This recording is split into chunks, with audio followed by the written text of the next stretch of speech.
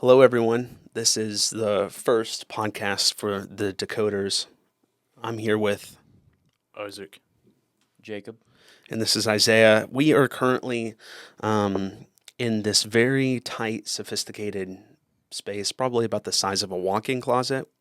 We are also currently under the largest Starbucks in the state of Kentucky. So just bear with us. Like I said, this is our first rendition, but today we're going to be breaking down Fight Club. Fight Club, we just recently watched, the three of us. So I just had a few topics that I wanted to cover with you guys and just open up dialogue on just how we perceive Fight Club and how it holds up today. Do you guys have anything to open up with before I segue into our first topic? Nah, you got it. Start it off. Okay, sorry. Like I said, it is very small and sophisticated in here. It is pretty stuffy as well. There's basically no form of ventilation whatsoever. So if we stay in here for too long, we might go insane and it could become a sauna in here. But anyway, my first topic that I wanted to talk to you guys about is the ending. I'm going right into it. The ending of Fight Club. What were your guys' interpretations? What do you think that happened, and how do you guys feel about the ending scene? Yeah, it's only one of my favorite endings ever. Where is my mind? Really good song, really fitting as well. I'm sure we're going to be spoiling things eventually, but it's pretty fitting for the premise. If you know, you Yeah, know. no, this is not going to be spoiler free. I fully recommend watching Fight Club so you can even understand kind of what we're talking about. But go ahead, Isaac. Uh, yeah, there's just the Tyler Durden. He's kind of the antithesis of everything about Edward Norton's character. He's everything he wishes he could be. He's everything he is inside without moral constraint and his lack of confidence, basically. He's like the epitome of what an average dude wishes he could accomplish without fear of uh, failing, basically. Yeah, I just thought it was interesting, especially when the character of Tyler Durden was killed, like when Edward Norton shot himself, but how the the work that Durden did was done. Like it didn't matter. Everything was accomplished. Everything he set out to do, even if that persona was gone, then Edward Norton's character still had to learn and live with that. And I just thought that was interesting. Also, the like contrasting, like of course we mentioned the song, which is a fitting song for the ending, but like how like kind of joyous the song was, contrasting with like the buildings falling down, the end of the world. I really like that contrast. I love when films do that, when there's contrasting music to what's going on. I find that really interesting, and it engages me more with the ending. And then also the little like romantic touch with Marla at the end was was a nice touch. I thought when they held hands and saw the buildings go down, I thought that was a good touch by Fincher. Yeah, it's a beautiful deconstruction. I guess is just the best way that I could summarize that. It's just a beautiful just destruction. And just I don't know. For me though, whenever it comes to the ending, this is my second time watching Fight Club. I'm kind of playing around a little bit in my mind with this unreliable narration by Edward Norton and or Tyler Durden. Just the whole narrative of the film. I'm questioning now on second watch. Did Edward Norton actually shoot himself? And the reason why I'm asking that is because, he shoots himself, he presumably survives, but I'm just imagining if you shoot yourself in the mouth, you wouldn't be able to talk. And also, if you notice, the exit wound for Tyler Durden is in the back of his head. So I'm wondering if it's actually a figurative gunshot and he wasn't actually shooting himself. The reason why I'm bringing that up is because it's the last, half of the third act of the film, basically Edward Norton's character. What's his name again? I'm sorry, I'm blanking. I actually don't think he know. gets a name the whole movie. Okay. Letterboxd has him credited As as a narrator. Narrator, Yeah, yeah. that's true. That's true. I couldn't remember whether or not he got specific mention.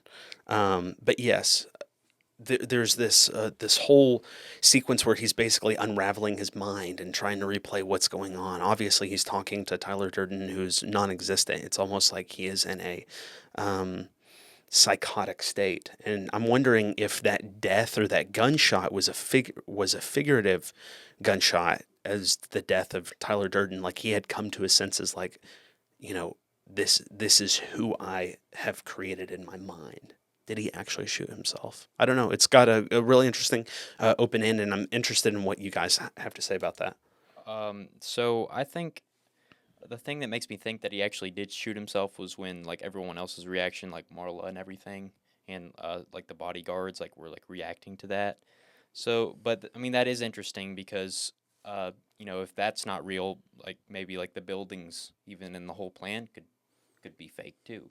You just never know kind of what's going on in his head. That's why the chaos in the film is so engaging and intriguing to me. But yeah, that's an interesting take. What do you think?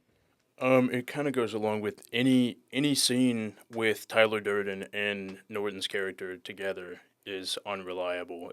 It's in his head, and I saw where people were questioning if Marla was even real, but people were saying they think she was because other characters interact with her and everything.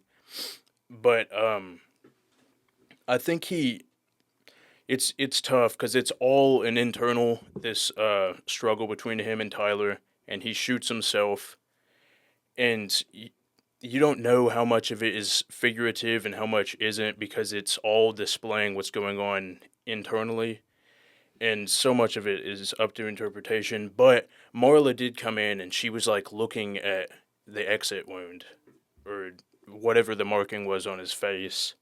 I don't remember if she said shot himself or what, but I think he shot himself, and it was more so about the letting go aspect and finally telling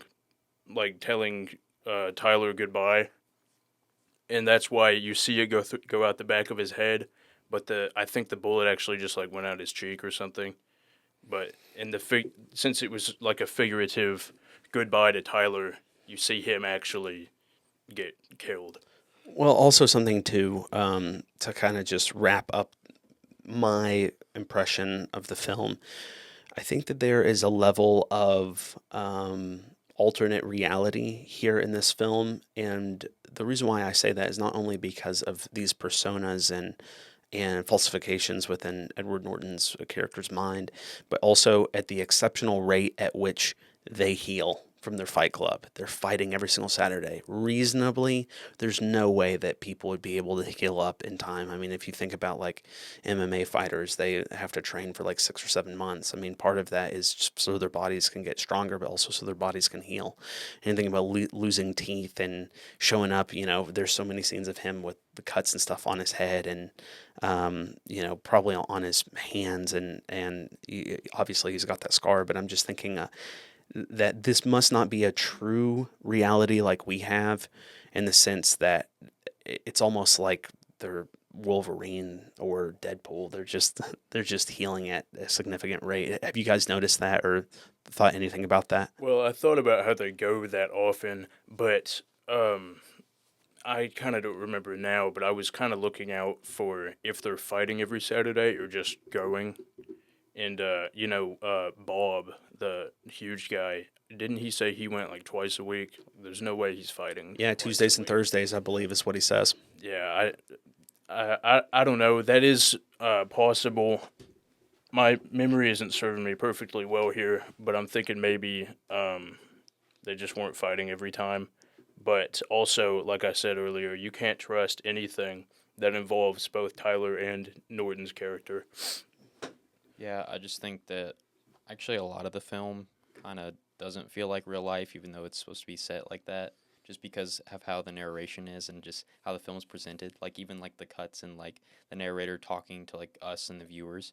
I just find that super cool, but also like you were saying, how like the healing, super healing factor, like just the whole world in general to me feels kind of like you're transported into a different world that's like not realistic in a lot of ways. But I think that, like I said, it attributes to the narration, and just like how the film is edited and the chaos and stuff. Sure. Yeah, I think Fincher did a fantastic job creating some distance, at least from the audience, and as well from the reality in which Fight Club takes place.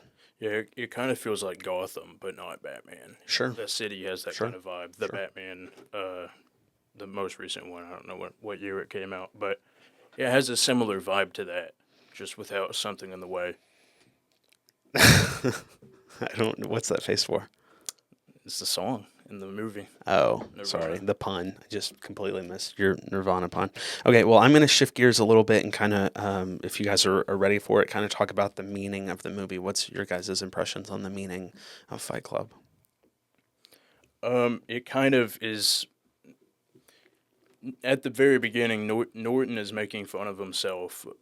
He's got magazines. He sees this furniture, yin yang coffee table, extra stuff you wouldn't ever need, and it's just kind of, poking fun at people like that. They see something, and they need to have it, and then it's juxtaposed with Tyler. He comes in, and they go to this house that he's like, I don't even know how he found this house. Pretty much nothing in their works. Bare minimum. Just shows that people want extra a lot of the time, and it's kind of just silly. You don't need a yin yang coffee table. That's part of it, and there's more, but I'll let you guys talk. I was just gonna say, it's kind of interesting. Like the first 30 minutes or so, 45 minutes, it's kind of like just a weird vibe. Like you have Edward Norton's character, going to these different support groups, and then you have the Fight Club thing. Kind of get like a weird vibe, and then the movie shifts when the what is it, the Mayhem group, Project Mayhem, and it kind of shifts into that nihilistic view that Tyler Durden and Brad Pitt's character have, which I think makes the film adds a greater depth to the film that you didn't see coming, just destroying everything, anti-capitalism, stuff like that, the going for the credit card companies. And I thought that was interesting, especially since the film started out this really weird, quirky film, and then it ended up becoming having a lot of themes about that sort of stuff, and chaos just all over. I thought that was kind of what I gravitated towards, that shift in the film. I know that something that is brought up a lot with Fight Club is masculinity, and I wanted to ask you guys what your thoughts on the portrayal of masculinity was in this film, or your guys' impressions, interpretations. I mean, it kind of shows how over the top this emphasis on masculinity and everything can be. I mean, how dumb is it? You go and just get beat up every week, and there's no benefit or anything. You're just there, and then they all get together, and it's like a cult basically, and they're. I don't even know. It's pretty weird. It kind of shows the meathead, just how stupid, following your dick can make you be. But yeah. Pretty much said everything. I don't really have anything to add from that. Yeah, so basically what you guys are saying, balance and unbalance, the yin and yang, basically, impressions of minimalism, nihilism, and anti-capitalism. And something that I really took away from this film is it's also very tribalistic and it's atavistic. There's something about it that is just so primal, and they're almost like animals. It's almost like they're subhuman, and they do everything basically for this collective betterment for their for their club, but not only for the club. The reason why that they're there is to better themselves as men, but they realize too that it's very addicting. So I believe that's the whole purpose of the first the first act of the film is Edward Norton's character feels such a lack of meaning and understanding in his life. It's so monotonous. He just talks about his Scandinavian furniture, and like that's what motivates him. But he goes to find out basically that it's not worth anything.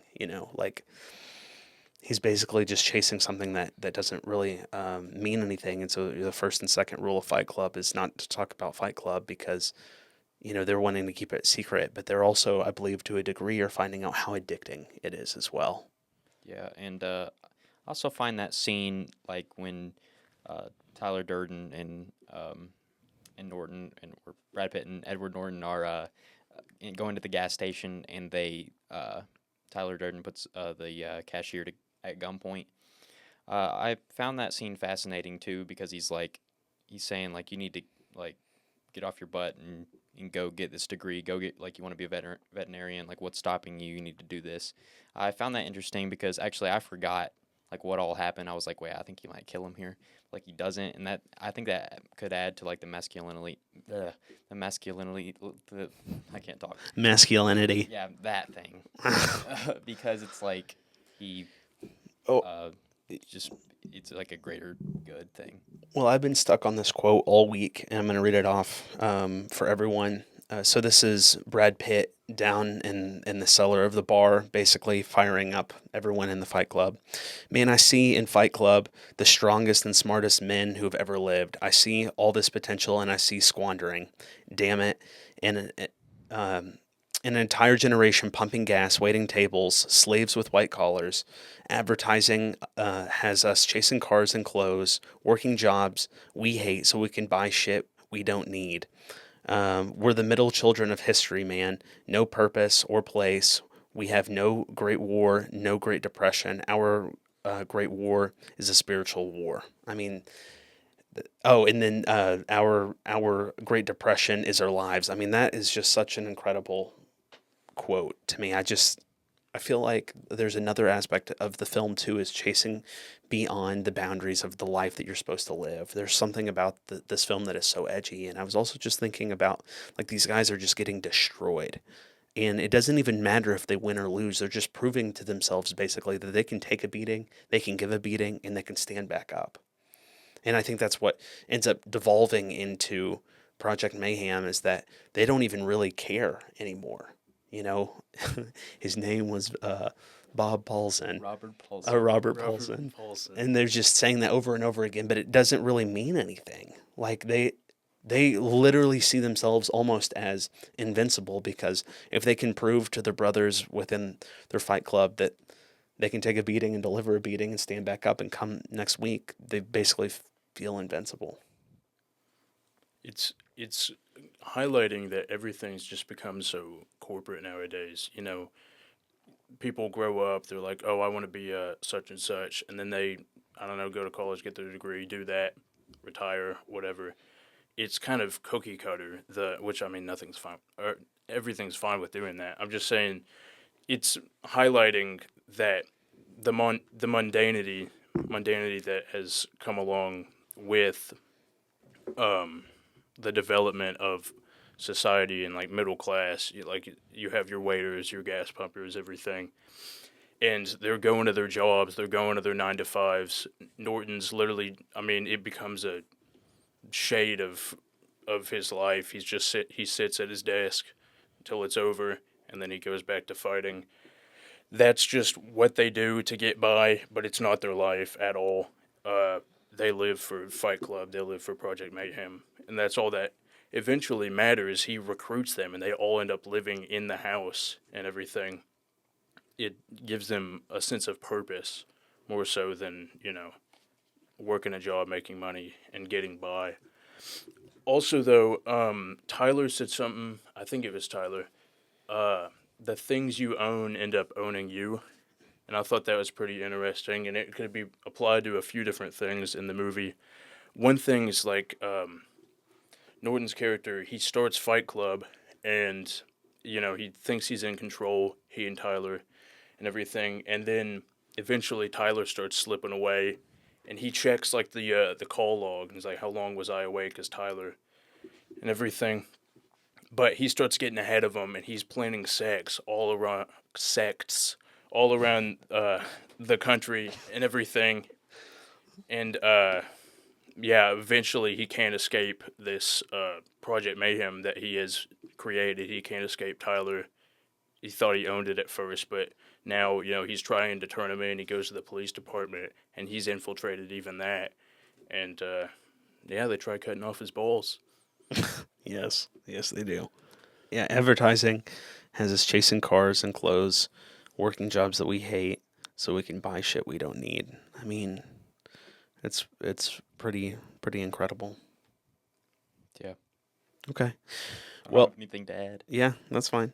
Well, one last thing that I want to talk about with Fight Club before we get off of here is the longevity of this film. What are your guys' takes on the film's longevity? And I also wanted to mention as well for people who have really enjoyed Fight Club and looking for other similar films, if you guys had any recommendations.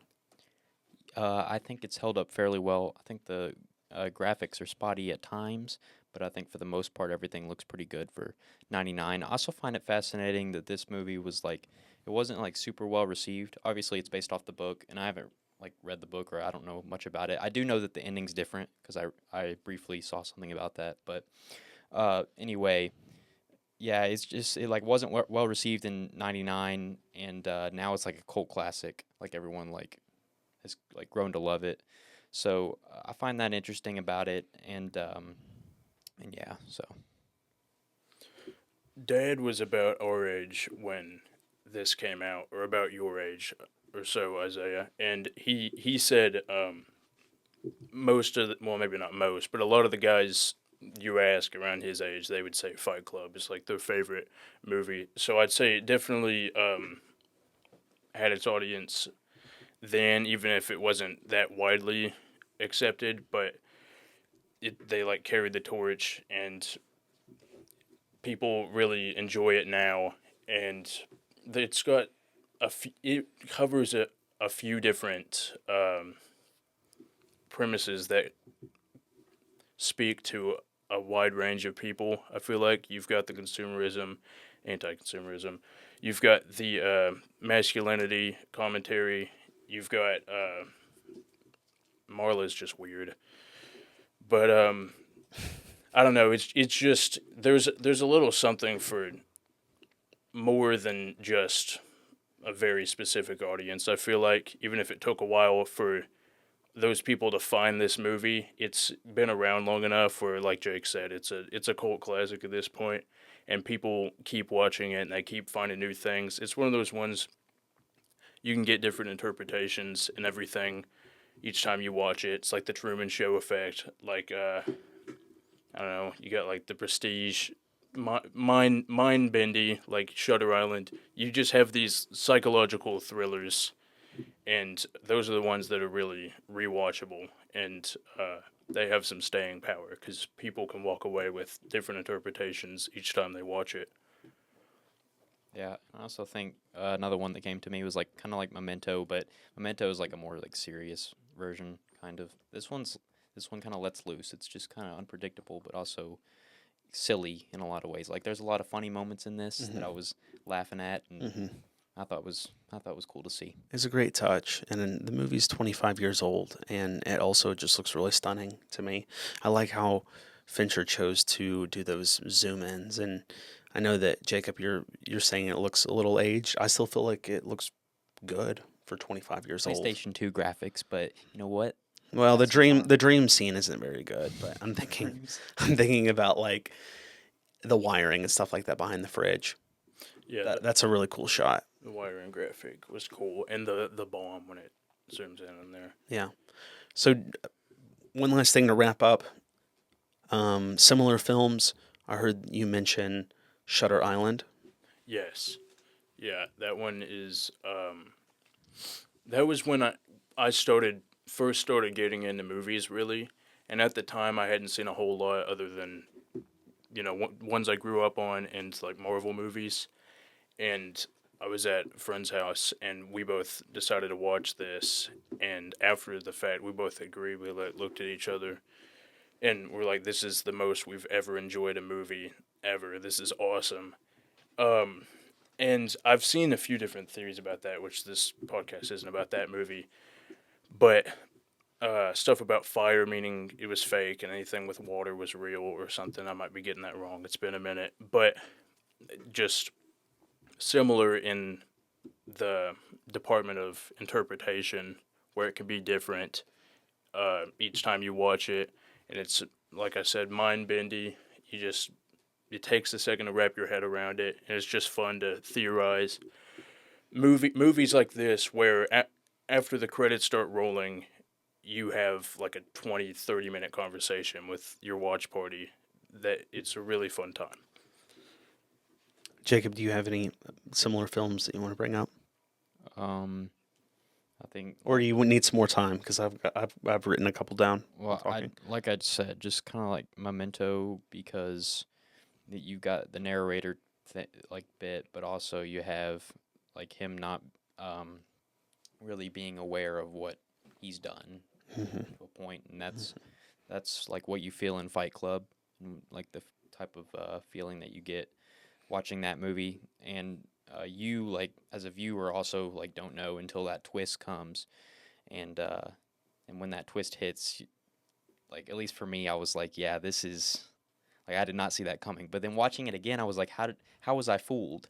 Hmm. Like because there was so many um like tidbits of information where like I could have picked up on it, but I was just Tyler Durden's like such a presence as a character, where I'm like yeah, he's his own guy, Hmm. but like he really wasn't. So Yeah, I've written down a couple just while you guys sharing your thoughts.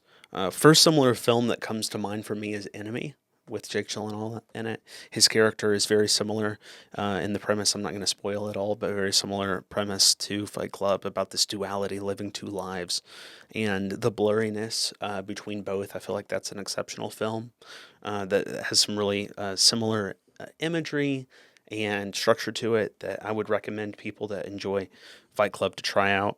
Another one, Isaac had already mentioned Shutter Island. I think that's another great example of just playing into a false reality and the potentials with that. Another one that I want to add to throw in there that most people probably wouldn't think of, it, but comes to mind for me is Goodwill Hunting. The reason why I feel like it reminds me a little bit of Goodwill Hunting is this pursuit of finding your max potential.